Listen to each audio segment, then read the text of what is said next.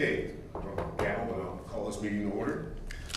Regular meeting of the Sacramento Metropolitan Cable Commission. First of all, I'd like to ask Karen, please, if you'd read the statement. Sure. The meeting of the Sacramento Metropolitan Cable Television Commission is cablecast live on Metro Cable 14, the local government affairs channel, and webcast at www.sacmetrocable.tv. This meeting is closed captioned and will be repeated on Saturday, March 9th at noon on Channel 14. Members of the audience wishing to address the board should fill out a speaker ID form and present it to the clerk. Thank you. Thank you. Next item, please. Roll call. Roll call is Turner, Present. Detrick, Walter, Here. McCarty, Here. Moran, Here. Natoli, Schmidt, Chenier, Coronado, Here. and Chong. And Mr. Warren, who's brand new to our board. Here. Welcome. Thank you. Okay, I'm going to ask Commissioner Andy Moran, would you please lead us in the Pledge of Allegiance? Please rise. Allegiance to the flag of the United States of America and to the republic for which it stands, one nation, under God, indivisible, with liberty and justice for all. Thank you. Okay, again, we do, as Karen just mentioned, have a new board member, Alan Warren from the City of Sacramento, new council member representing District 2, Second District rather. And first of all, I'd like to welcome you and welcome you to the commission, to the board. Well, thank you, Mr. Chairman. I'm happy to join the board and looking forward to working with my colleagues here and doing some good work for the Cable Commission. Fantastic. Thank you. Okay, next item, please. Next item is item number 1 is a closed executive session on pending litigation. This should take 5 minutes, so I was thinking we could just do it in the back room. Okay, so we're going to join to a closed executive session, and we'll return after that.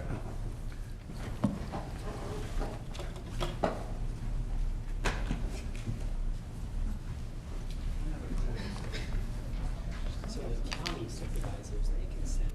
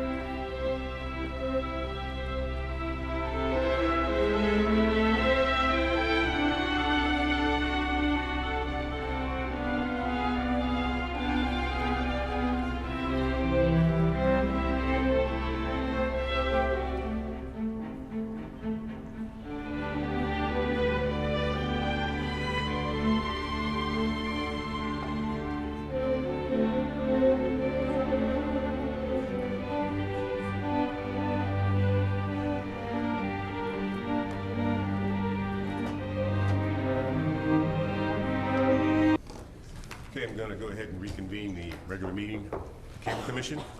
Not sure about Mike. Is Mike on? And our legal counsel?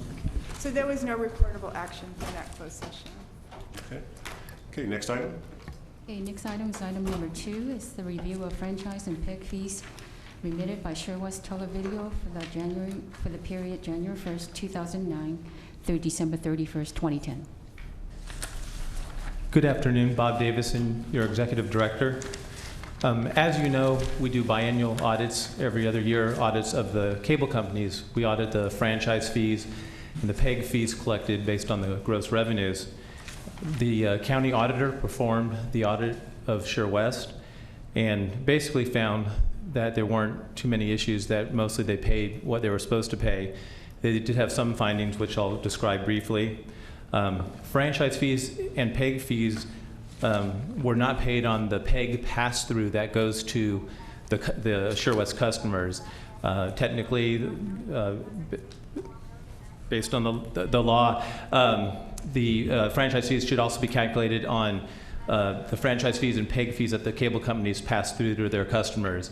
If you remember last year or 2 years ago, there was an audit finding on the franchise fees related to the franchise fees passed through. This was very similar. On top of that, there were audit findings from the last audit about home shopping and the franchise fees passed through I just mentioned that were corrected on the franchise fees collected, but not on the PEG fees, which were still relatively new. So with that, the franchise fees were about $12,700 short, and PEG fees were about $12,000 short. With that, these findings aren't that significant. We have sent letters to Sure West, asking for payment. I don't foresee any problem with Sure West paying these amounts. We've worked with them in a similar capacity in the past. So with that, no action is needed other than receiving and filing the report. All right, thank you for that. Okay, next item then, please. Okay, this is a relatively simple item. As you know, we do PEG allocations every year with the budget. KVIE is one of the entities that received PEG funding request approval from your board. We have an agreement with KVIE, and their request isn't to change the amount of that, but they have a need. They had an emergency replacement of the HVAC system, so they would rather fund that with their PEG fees and not delay some video monitors till next year's request. So with that, we're asking you to receive this funding request, which basically changes out this HVAC system in the PEG funding request from the TV monitors that were previously funded. So we're going to need a motion on this one then, right? Yes. Okay, so I'm going to ask for a motion to approve KVIE's fiscal year 2012-2013 revised PEG fee funding request as submitted. Do I have a motion? I'll move it. Second. So you have a motion and a second. I'll call for the vote. All those in favor, please, signify by saying aye. Aye. Opposed? Abstentions? Okay, it carries. Thank you. Next item, please. Item number 4 is resolution number 2013-001, approving use of production resources agreement with the County Sacramento's Community Corrections Partnership Group. So based on the county's request, the county requested that we cablecast the Community Corrections Partnership meetings. The Community Corrections is basically it's a partnership that's involved with the implementation of AB 109 regarding the public safety alignment. This has to do with the responsibilities for corrections being shifted from the state to the local entities. And this partnership is involved in carrying out the requirements from AB 109 for the local entities. With that, we worked with their staff, and I'm happy to announce that starting April 4th, they're going to move their meetings to the first Thursday of every month. The first Thursday of every month happens to be a time that we have available where not only can we cablecast them from this board chambers, but we can cablecast them live. sometimes finding a live time is a premium on Metro Cable, but if you have your meetings at 8:30 in the morning on a day that we can accommodate you, then it's not that hard to handle. So anyway, there a new meeting that will be cable casting. With that, with the non-member agencies, we do have negotiated agreement with them. So this item basically is approving the use of approving the production resources agreement for the County of Sacramento's Community Corrections Partnership and authorizing the execution of that agreement. Okay, having heard that, I'll entertain a motion. Are there any questions first? Is there a question? Okay, I'll entertain a motion, please. I'll move the resolution. And a second? Second. Okay, we have a motion and a second. All those in favor signify by saying aye, please. Aye. Opposed? Abstentions? Okay, it carries. Thank you. Next item, please. Agenda item number 5 is the resolution number 2013-002, which sets forth terms and conditions of CalPERS benefits to ensure compliance with requirements of the PEPRA for the employees hired January 1st, 2013. Okay. As you likely know, the Commission is a participant in the CalPERS system risk pool. Retirement benefits for the Cable Commission go through CalPERS.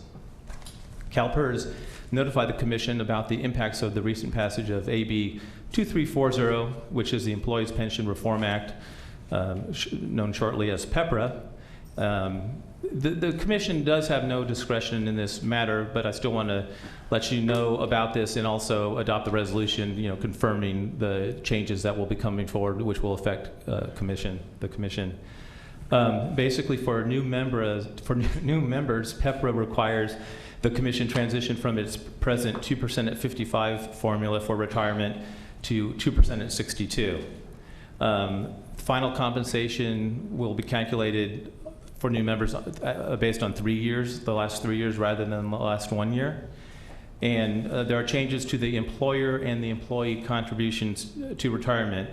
The new rates for the employer will be 6.96%, which is a reduction from over 11%. I don't have the exact number, but it's 11 point something.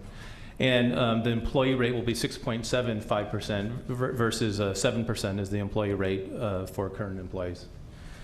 With that, those are the main changes, and I recommend that you adopt today's resolution.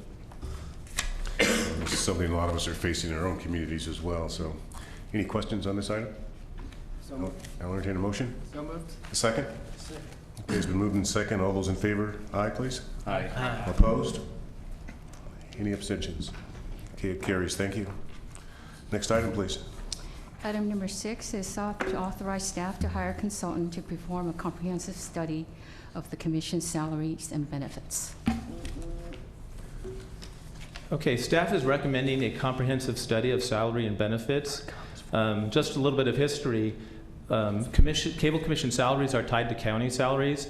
All the Commission positions are tied to either administrative service officer or office assistant positions. It's interesting because we have a lot of technical and production related positions, but they're all tied to administrative positions at the county. This issue, this has not been reviewed in a long, long time. I mean, we had to go through the files to find when a compensation study has been done. So I think the time is right for this. Given the downturn in the economy, in the past several years, I have held off, taking a look at this, but I think it's appropriate to do that.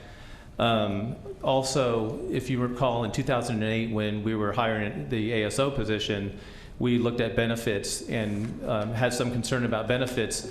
And your commission did make some changes to the health plan benefit, but we talked about maybe doing a more comprehensive study later on. Again, we've held off on that, but I think the time is right to approach that now. So we would like to do this salary benefit study. This would also be a study that could determine if existing job titles are in line with specific job duties that are currently performed by Commission employees. This can also address changes in pension reform and other things that have happened to public agencies in the last 5 years. And review the salary and benefits to see how they stack up in relation to the market. and provide information whether compensation and benefits are competitive. So with that, I'm recommending that your board authorize that we go forward with that study. Question? Mr. Chair, just question, Bob, then. So this is more just a salary benefits survey. This is actually internal alignment, position matching duties versus current responsibilities and duties. And so it's internal as well as the external comparison, as I understand what you've just described, and also in the staff report. Is that correct? That's correct. Yes. And your estimate is $30,000. That's based upon what? That's probably high. That's just to leave room. We've done some research since we even drafted the staff report, and we think it'll probably come in less than that. Maybe in the $10,000 to $20,000 range. Actually, I contacted the Kansas CSD and they're in the survey as well, and I know Jeff Ramus personally, and he's thinking maybe 10 to 15 based on the agency size. So you need a little room, but again, it's one thing to do the survey. That's why when you see the title line, and I look at that amount, that caused me some room for concern. But as I see some other things, the internal, again, maybe it's a small staffing support and so forth. But still, if you're going to do that, that requires talking with employees, looking at internal comparisons as well as external comparisons. So, all right, that's all I need. Thanks, Bill. Yes. Yeah, a couple questions, Bob. How many employees does the commission have again? It's a handful, right? How many Excuse me? employees does the commission have? Okay, the commission has 6 full-time employees and approximately 20 part-time assistants, part-time PA 11. positions. 11 right now. But this mainly deals with the 6 full-time people with benefits, salary, and retirements. I think the main emphasis of this is the 6 full-time positions. I hadn't decided whether we would do a separate study for the PAs or whether this would cover that, but I think we can do that either way. Okay. I skimmed this earlier, just read it again, and I'm not certain about this because, the last item talked about pension reform, so it's pretty well indicated what the rules are and what people can and can't get as far as pensions for pretty much all government positions going forward. There's 6 people. And then there's not much to, the other thing too, is not much to compare to because there's not many jurisdictions throughout California that have cable commissions. Last time I remember, we're kind of the model out there, right? Well, I think you're right to point out that, and this could be one of the challenges of the study, that, cable commission positions are unique. We have production assistants, we have a technical coordinator, we have a program coordinator, we have production assistants. I believe that there are other similar positions, within probably this area, the Bay Area, and the state of California. But finding finding these types of positions versus ASOs is likely going to be a little more difficult. And I think that's one of the main reasons that I'm recommending the studies. We have a tie right now that was set up many years ago that really hasn't been looked at since, and I just think it's time to look at those positions, recommend how to go forward with these positions, how they should be examined, and how they compare. So Is a feeling that based upon the comparison to existing Sacramento County, employee guidelines and benefits and wage scales and so forth, that you're not accurately reflecting the work that the 6 employees do in the commission? Is that what I would say that the job descriptions for the positions that we tie to are completely different and have nothing to do with the work that's performed by at least the technical and the production side of the Cable Commission. Yes. And then, like I know my colleague here in the city, we're new to it here, but the commission, we're the only one that has it. What others in California, remind us, have a commission like this where we could compare to? There's Torrance has a Peg Channel. That's fully staffed. Torrance, you have a San Mateo JPA that has some similar capacity. I think Contra Costa has a cable entity that runs more than just Contra Costa meetings. So there are some comparable entities, and I believe probably less than 1% of the state's population. The majority of cities don't have this, and so I just don't know how we can compare it to other large municipalities that do this when they don't do it in the first place? Well, I think the comparison is like more challenging, but I think there are comparisons, and I think that throughout the state of California, I think you do have people that are production directors for cable casting of meetings and production assistants for meetings, working out the technical issues.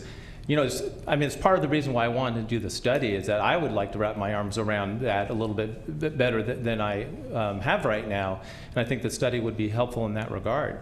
Albeit the points you're bringing up does make it a more difficult study than doing maybe a clerical job or an administrative services officer job, but I do believe that there are some comparisons. And if there's not, the study will bear that out. But I still think it makes sense to go forward with such a study. Well, and I think it's going to be, sorry. Sure. Just to piggyback on that, I think it's going to be important that we potentially not just look at public sector employers, but also private sector, look at local television stations and do they have similar positions and compare salary and benefits, including retirement benefits in the private sector as well. Okay. Yes. Bob, my assumption is that when you sent out either the request for a proposal for scope of services, that it would have been included in the scope to say what we were looking for. And I think some of the questions that Board Member McCarty asked relative to comparison in other jurisdictions would have been identified in their response back, you know. I mean, or else how would they be able to determine what the cost would be? Or would we be able to determine, you know, to contract for a certain dollar amount? No, I think that we haven't hired anybody or even started the selection process. So I think that the input I'm getting today, I will absolutely take into account and include in the selection process. So then the scope would include these questions that Board Member McCarty asked, and then they will come back and say either there's adequate information out there for them to do this analysis or not, and then they would base their fee on how much work they would have to do to dig out the information. Correct. Okay. Are you going to also ask them to look at the private sector and the nonprofit sector as well in terms of looking for job classifications and or other jobs that are related to what we're doing here at the Cable Commission? So it's not just geared toward the public sector in terms of other cable commissions. It's really casting a much wider net than that, is what I understand. Mm-hmm. I believe I am now. So noted. I'm sorry? I believe I am now. Oh, okay.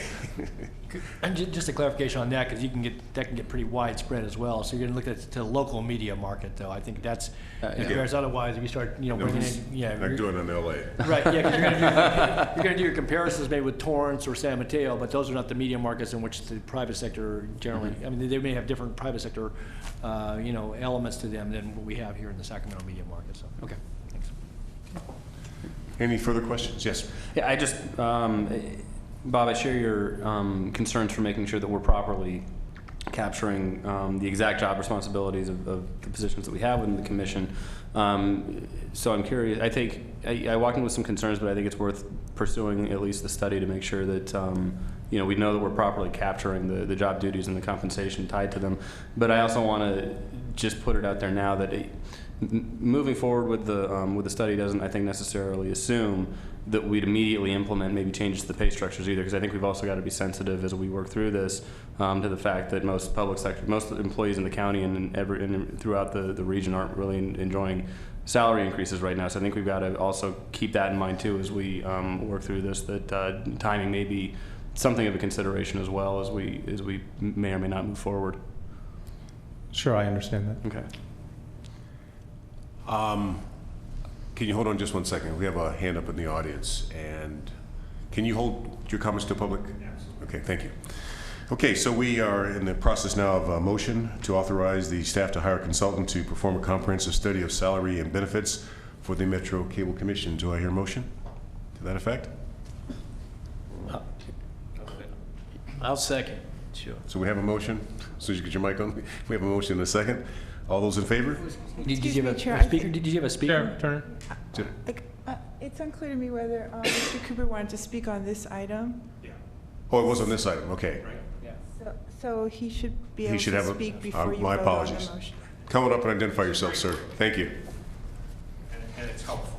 So, Ron Cooper, Executive Director of Access Sacramento.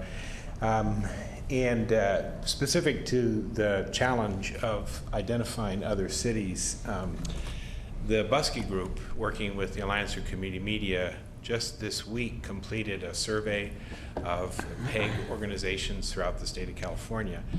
Rounded off, there's about 110 government access organizations doing productions. There's about 70 public access organizations doing production, and there's about 40 educational access doing production. And Randy Van Dalsen has done a very nice chart. You just hit the links and it takes you to the website. So I'll share that because it might help in terms of identifying Torrance, San Mateo, but many, many other cities that are doing this type of activity to help with that study. So Okay, be happy thank to you, share Ryan. that. Thank you, Mr. Cooper. And again, my apologies. Okay, we have a motion and a second. Go ahead and call for the vote. All in favor? Aye. Aye. Opposed? Abstentions? Okay, it's carried. Thank you. Next item, please. Agenda item number 7 is resolution number 2013-003, honoring Donna Wellborn upon the occasion of her retirement. Okay, thank you. And I would like to ask at this time if Donna can come out, because I don't see her. I see her family out in the audience, but I think we would like to have Donna present in the chambers, while we discuss this item. And she's right there. Come on out, Donna.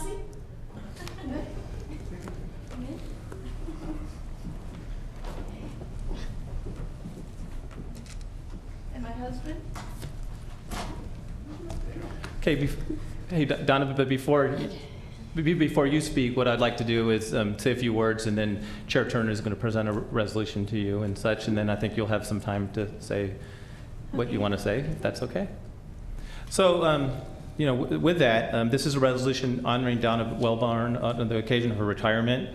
I'll keep my comments brief, but I've known Donna since the early 1990s. I think most of you know that I'm also a county employee, and I've been a county employee for well over 20 years. As a county employee, we do PowerPoint presentations to the board and other such coordination. And so early on, I learned that to coordinate PowerPoint presentations, you worked with Donna. And so I met Donna, gosh, I don't know how long ago, but I'm approximating 20 years. And, for somebody you didn't know, when you first meet Donna, you find out she's the nicest person in the world.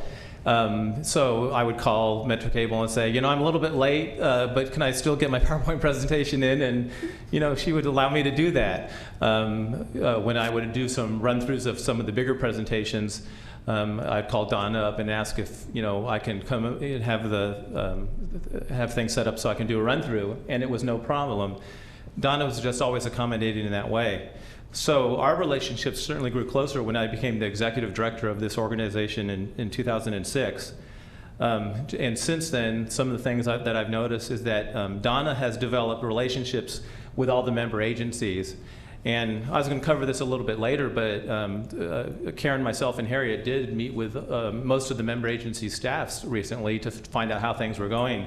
And one of the things that I've universally heard is that they're very happy with Metro Cable, and they've been very happy with Donna. And we shared with them at that time that Donna was leaving, and it was happy and sad for them. But they did send their regards to Donna.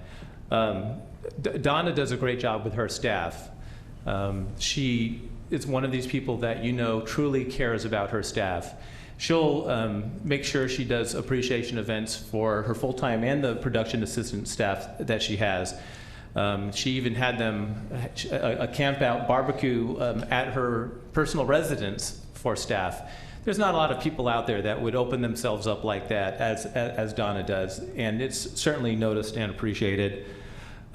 With that, I'll end my comments, but I sincerely want to thank Donna for her time being the production director for Metro Cable, and she's really been with this organization from almost the advent of cable to where things are today. So I know that she's seen a lot in her career. And with that, maybe it'd be appropriate for Chair Turner to present the resolution. Well, I'd have to first get a motion. I'm going to take care of that first. I apologize. That's all right. I'm learning to. This is all legal. We have to make sure that we have a motion to approve resolution number 2013-003, honoring Donna Wellborn upon the occasion of her retirement. Do I have that motion? So moved. Second. And a second. All right. All those in favor? Aye. Opposed? Abstentions? Hearing none, I can now come forward and present you.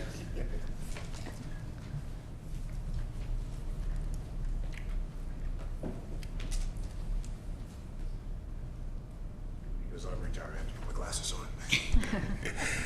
Okay, Donna, first of all, thank you again for being here and the job you've done. I'd like to read to the audience and your family members some of the significant accomplishments that Donna has achieved during her time with the Cable Commission. First of all, she accepted a part-time production assistant position with the Sacramento Metropolitan Cable Commission in 1990, and Donna was hired as a full-time program coordinator for Metro Cable 14 in 1996. Donna was appointed as a production director for Metro Cable 14 in 1997. Donna developed a great working relationship with the Sacramento Metropolitan Cable Commission's member agencies and local government agencies, and Donna spent much of her career overseeing the day-to-day operations of Metro Cable 14.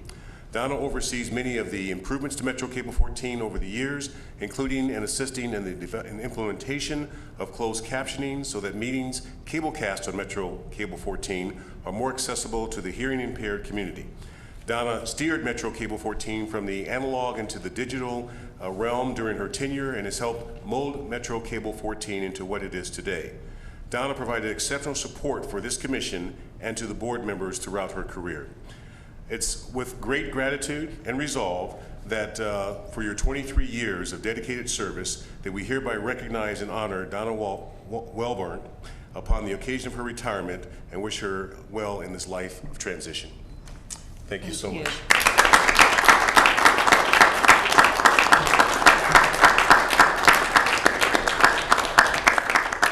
I'd also ask if you'd like to say a few words. Please feel free to do so.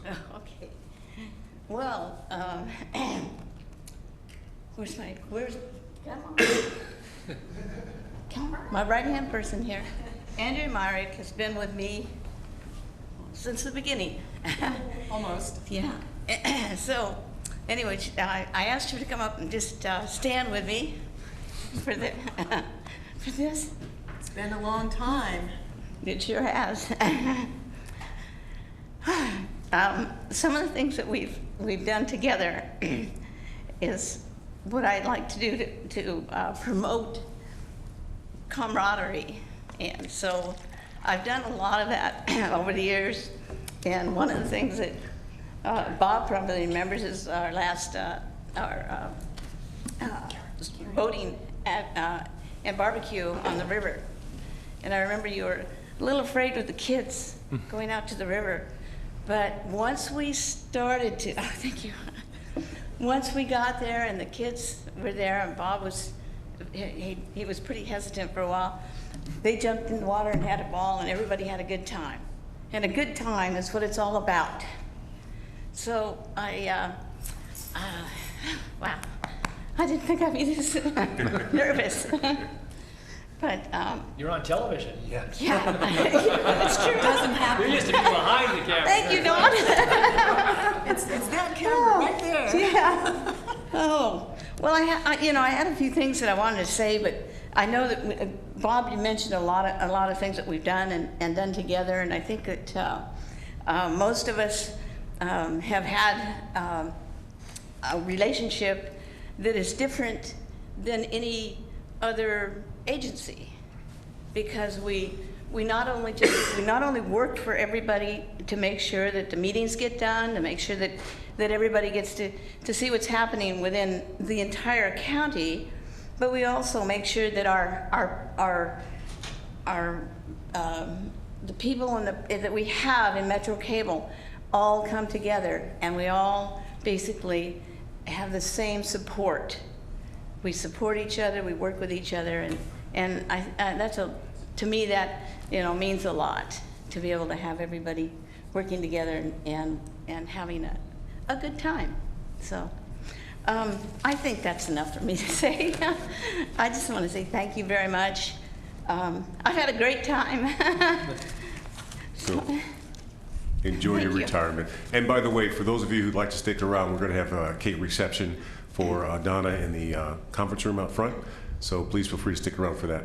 Okay? And thank you again, Donna, for your service. Thank you.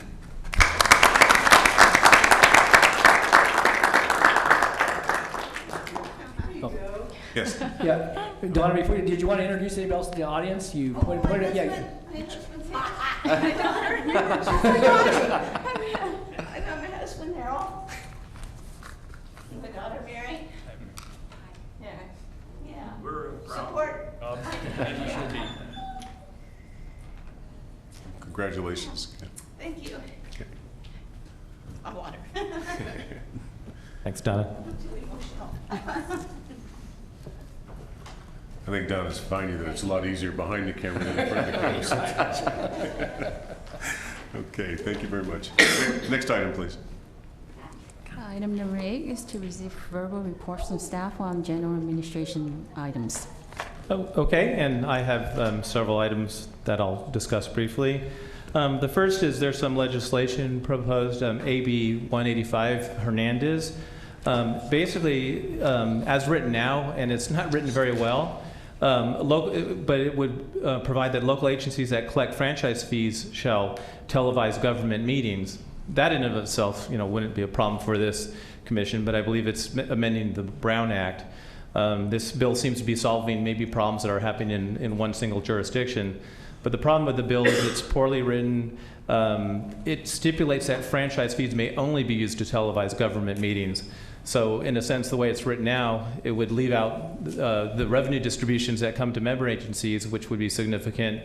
And also, it would hurt PEG support for other PEG channels, which the commission has supported that are that certainly franchise fees and PEG fees support at this point in time. So, there have been some discussions about amendments to this bill that would maybe make it more loose. In doing so, may make it, may make it so that the bill's not even needed. But there's some concern here, and there's some concern that since the language is written and it's looking at franchise fees, that depending upon the amendments, this bill could get better or it can get worse. We'll certainly provide comments to this bill and follow the legislative process and keep your commission up to date as this moves forward. I don't know if Harriet wants to add anything from the legal perspective on that. No, I know the league is watching this and CSAC is as well, because these are general fund revenues, and we don't want, the league's position is that, while different public agencies decide whether they want to telecast their meetings based on their own finances and their own situations, generally speaking, cities and counties do not want to lose the flexibility of the franchise fees to pay for other needed public services like police, sheriff, fire, parks, etc. So I know that they're actively watching this bill and have been talking to the author. So we're expecting that there will be significant changes to the bill if it goes forward at all. Okay. Next item for the status is given Donna's retirement, we do have to replace Donna's position, and so we are currently undertaking a recruitment process to fill the production director position. We have advertised the position. We've received applications. We've received many applications from both internal staff and external outside candidates. So we'll be going through those. We're going to put together a panel to have interviews with applicants that we screen from the applications.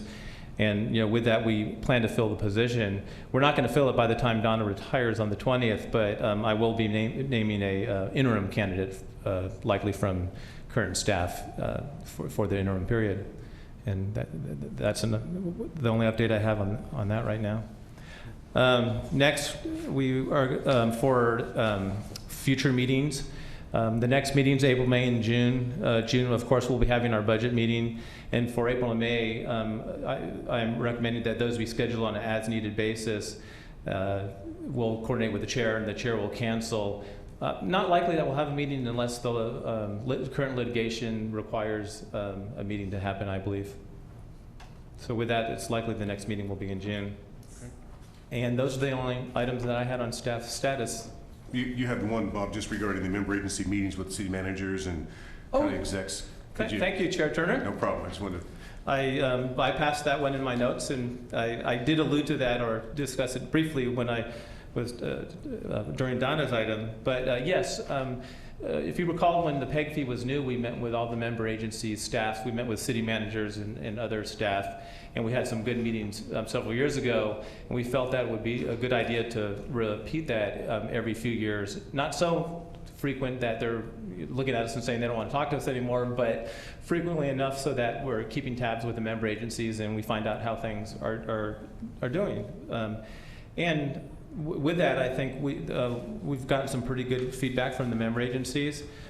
They seem to say that they're happy with Metro Cable, the services, and the staff, so I was happy to hear that.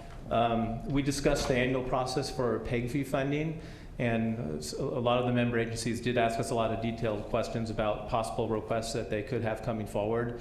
So, we'll be certainly seeing that in June. We certainly told them that process will start in March, when we're going to send out letters to member agencies, channel licensees, in regard to they can get their PEG fee funding request in, and then we'll bring them forward to the June meeting.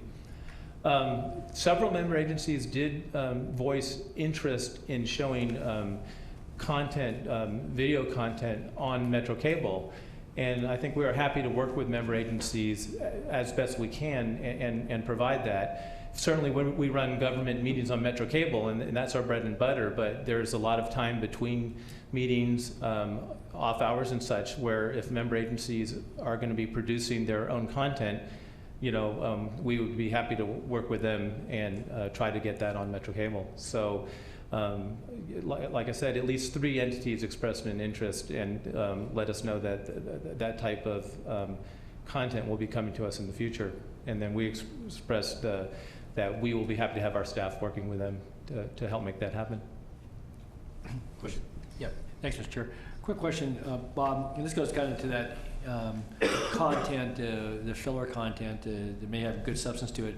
I know some years ago we had some conversation about trying to bridge some of the a need to get information out from the animal shelter to members of the public about, one, the animals that might be in the shelter, but secondly, those that might be adoptable. And I know that out at the county animal shelter that they have put in place, since some of those conversations are processed, where I believe on the website they now have photographs of the animals, the description, and when they may have come into shelter and whether they're adoptable or not. I'm wondering again whether, maybe not so much in a video format, and I don't know if we're doing anything. For a while we were doing maybe some limited outreach, and again there may be other shelters both within this cities and or other facilities in the county. But I think from the standpoint of Channel 14, people knew that was a resource beyond just what's available on the web.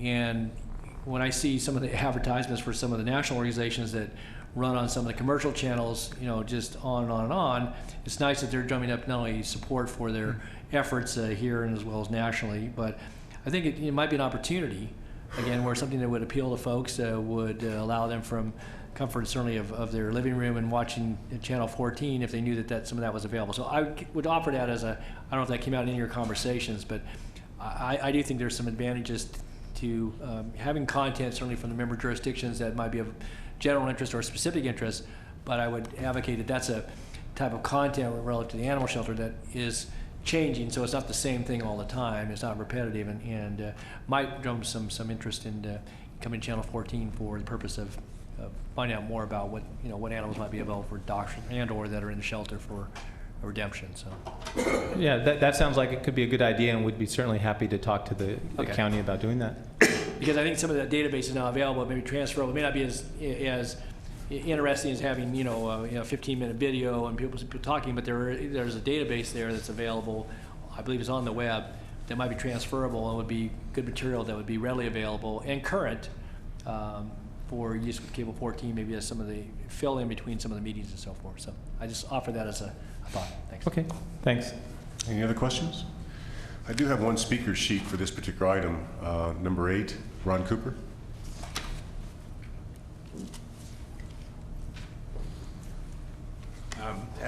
Just 2 points. One on the last point there. Access Sacramento serves all residents and nonprofit organizations, government education organizations in Sacramento County. So if there are any city or county agencies, SPCA, that has programming, we'd welcome it. And It's just a question of formatting it and submitting it, so be happy to help anybody with that. But specific to AB 185, just wanted to go on the record that the Alliance for Community Media Western Region, and I'm the regional chair, has been also working together with the other agencies mentioned by Harriet and opposes this legislation, and it really does, we've not been able to find anybody who supports it. It's because it's just so poorly written. But it might be insightful, given one of the conversations that went on. Our understanding is the legislation was written by a new assemblyman because he came from a city council that flat refused to show the city council meetings. And now again, with all of the issues in Southern California with some of the communities and some of the city council decisions that have been made around budgeting, you can see the intent of the former city council person, now assemblyman, trying to correct that. And so the transparency issue that we've enjoyed for so many years here is a struggle for other cities. So I applaud the intent. However, as he's learning, there's many, many layers to this whole question that he really didn't understand. So we'll watch it carefully, and we oppose the legislation. Thank you. Thank you, sir. Okay, thanks, Bob. Okay. Next item, please. Item number 9 is to receive verbal reports from representatives of state franchisees. I don't believe we received any speaker slips on that. Not on number 9, no. I don't have any speaker slips on that. All right. Oh, wait a minute, I have a gentleman. Oh, sorry about that. Oh, okay. Hi, Philip. I'll fill one in. Members of the commission, Philip Arndt, Government Affairs Director for Comcast. I just have one item I want to bring to your attention today, and it's good news. About 2 years ago, Comcast introduced a program which I had shared with the commission, Internet Essentials. It was our effort to bridge the broadband divide, especially what you see in schools, and get more low-income families connected to the internet to help children succeed in schools, children and families. So we just on Tuesday released our 2012 report. We had presented the commission a report and also had a press conference on it. And really has some good news to share. Nationwide, there's about 2.6 million eligible households, and this is in 39 states. And through the end of 2012, we've been able to connect 150,000 families on the Internet Essentials program. And then if you do the multiplier effect, that's around 600,000 children and families from the 150,000 households. So that's really good news. In the process, we've partnered with thousands of school districts across the country, and every single one here in the Sacramento region. About 30,000 schools we partner with nationwide. And going to the local data, and since the beginning of the program, and the program really kicked off in June of 2011, so it's less than 2 years, and really didn't get going until September of 2011 when the kids went back to school. But in that time, we've signed up 20,000 families, around 20,000 families in California. So you do the multiplier effect, and that's about 80,000 now individuals, children, and parents that have access to the internet. And I am pleased to report that Sacramento region is leading the way. We are one of the top regions in the country, just outside of that top 10. Darn it, Fresno just got like 30 more than Sacramento region at the end of the year. But we are just around the top 11 nationwide, with Chicago leading the way. And so this is really, it's made a difference here in Sacramento. Percentage-wise, if you look at the eligible students, and a lot of the data that I have is by school districts, probably anywhere from 6 to 8% of the eligible students have signed up for the Internet Essentials program. So that's really making a difference. And we have a number of terrific partners in the school districts and in the community, and the word just keeps on spreading. And so that's all I have to report. In the next few weeks, we'll probably have some pamphlets and stuff that I can mail out to the offices. But in the meantime, I just wanted to share this news with you. Thanks. Thanks for sharing the good news with us. Congratulations, Brad. Okay, let's see. That was item 9. So next item, please. Item number 10 is to receive verbal reports from our channel licensees. And I do have 2 reps from the channel licensees. I have Ron Cooper, who would like to speak on this item, followed by David Lowell.